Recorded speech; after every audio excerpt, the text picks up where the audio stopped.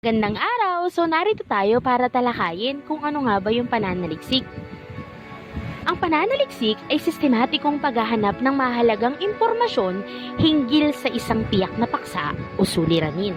Ito rin ay isang proseso ng pangangalap ng mga totoong impormasyon na humahantong sa kaalaman.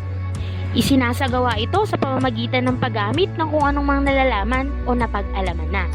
Sa ganitong paraan, dapat itong nakapagpapataas o nakakapagdagdag ng kaalaman hinggil sa isang hindi nakikilalang bagay na ibig mong ipaalam sa mga mamamayan.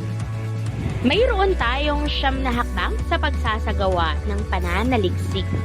Una, ang pag-alam o pagpili ng paksa. Kung walang tiyak na paksang sasaliksikin, siguraduhin ang pipiliing paksa ay naaayon sa iyong interes, may mga materyales na pagkukunan, at yaong mayroon kang malawak na kaalaman. Ikalawa, paglalahad ng layunin. Isa-isahin mo ang mga dahilan o layunin mo kung bakit nais mong isagawa ang pananaliksik. Ikatlo, paghahanda sa pansamantalang bibliography. Ang bibliography ay talaan ng iba't ibang sanggunian katulad ng aklat, artikulo, periodiko o maging magazine. Maaari ding gamitin ng internet, ngunit mag-ingat lamang at suriing mabuti ang mga talang nakukuha rito sapagkat maraming impormasyon mula rito ang kaduda-duda o walang katotohanan. Ikaapat, paghahanda ng tentatibong balangkas. Makatutulong ito para sa mas mabilis na pananaliksik dahil ito ang nagbibigay ng direksyon sa nagsisilbing patnubay sa pagbabasa at pangangalap ng tala. Ikalima, pangangalap ng tala o note-taking. Sa pangangalap ng tala, iminumukahing gumamit ka ng index card. Ika-6, paghahanda sa iniwastong balangkas o final outline. Sa bahaging ito, planuhin at isiping mabuti ang kabuuang pananaliksik na gagawin.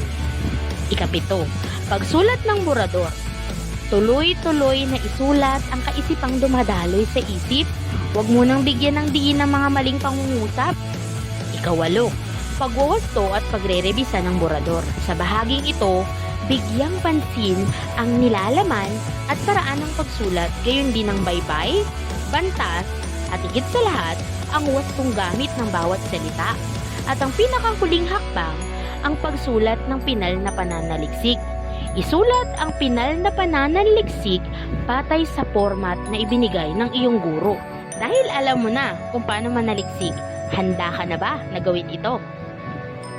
Ako si Binibining Angelica Paran, guro sa Asignaturang Pilipino.